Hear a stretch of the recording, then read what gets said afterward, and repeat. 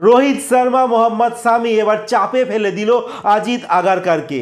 যেই অজিত আগারকারের উপর অভিযোগ ছিল তিনি ইচ্ছে করে এই দুই ক্রিকেটারকে ভারতীয় ক্রিকেট দল থেকে ছেঁটে ফেলতে চাইছিলেন, কিন্তু বর্তমানে এই দুই ক্রিকেটারের পারফরমেন্সের জন্য কিন্তু অজিত আগারকার চাপে পড়ে গেছে। শেষ অস্ট্রেলিয়ার বিরুদ্ধে ভারতীয় ক্রিকেট দলের একদিনের ম্যাচে রোহিত শর্মা সেঞ্চুরি করেছিল, আর এই সেঞ্চুরির জন্য রোহিত শর্মা কিন্তু আইসিসির নাম্বার 1 ব্যাটার এখন হয়ে গেছেন, যেটা আইসিসির ওয়েবসাইটে প্রকাশ করা হয়েছে, প্লাস বিসিসিআই সোশ্যাল মিডিয়ার পেজেও এটা কিন্তু প্রকাশ করা হয়েছে যে এই মুহূর্তের আইসিসির নাম্বার 1 ব্যাটার রোহিত শর্মা। তার সঙ্গে মোহাম্মদ সামি রঞ্জি ট্রফিতে বাংলা দলের হয়ে দুটি ম্যাচ খেলেছেন, আর এই দুটি ম্যাচ খেলে তিনি 15খানা উইকেট সংগ্রহ করেছে, প্লাস তার নিজের পারফরমেন্স দিয়ে কিন্তু বেঙ্গল টিমকে পরপর দুটো ম্যাচে কিন্তু জয়লাভ করিয়েছে। তো এই মুহূর্তে মোহাম্মদ সামির পারফরমেন্সটা তোমাদের একবার বলে দিই। তো মোহাম্মদ সামি সবার প্রথম উত্তরাখণ্ডের বিরুদ্ধে রঞ্জি ট্রফি ম্যাচ খেলতে নেমেছিল। 14 ওভার বল করেছিল, 4টে মেডেন দিয়েছে, 37 রান দিয়ে 3টি উইকেট নিয়েছে।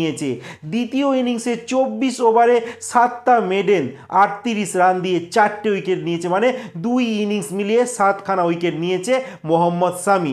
দ্বিতীয় ম্যাচ গুজরাটের সঙ্গে, এই ম্যাচের প্রথম ইনিংসে 18 ওভার বল করেছে, 6খানা মেডেন দিয়েছে, এছাড়া 44 রান দিয়ে 3 উইকেট নিয়েছে। দ্বিতীয় ইনিংসে কিন্তু সামির পারফরমেন্স অনেকটাই ছাপিয়ে গেছে পুরনো পারফরমেন্সকে। সেখানে 10 ওভার বল করেছে, একটা মেডেন, 32 রান দিয়ে 5খানা উইকেট সংগ্রহ করেছে, মানে পুরো ম্যাচে তিনি 8টা উইকেট নিয়েছে। আর এই মুহূর্তে বেঙ্গল ক্রিকেট দল কিন্তু পরপর দুটো জয় নিয়ে তারা তাদের গ্রুপের দ্বিতীয় স্থানে রয়েছে। পরবর্তী বেঙ্গল টিমের ম্যাচ রয়েছে নভেম্বরের 1 তারিখ, তারা ত্রিপুরা উদ্দেশ্যে রওনা দিয়ে দিয়েছে। আর ত্রিপুরা দল কিন্তু তাদের প্রথম দুটো ম্যাচ, প্রথমটা সার্ভিসেসের কাছে ইনিংসে হেরে গেছে, আর দ্বিতীয় ম্যাচটা হরিয়ানার কাছে কিন্তু 9 উইকেটে হেরে গেছে। তো ইতিমধ্যেই বেঙ্গল কিন্তু একটা ভালো পজিশনে রয়েছে, আর এই বেঙ্গল যে এত সুন্দর খেলছে তার পিছনে কিন্তু সবথেকে বড় অবদান রয়েছে কিন্তু এই মোহাম্মদ সামি।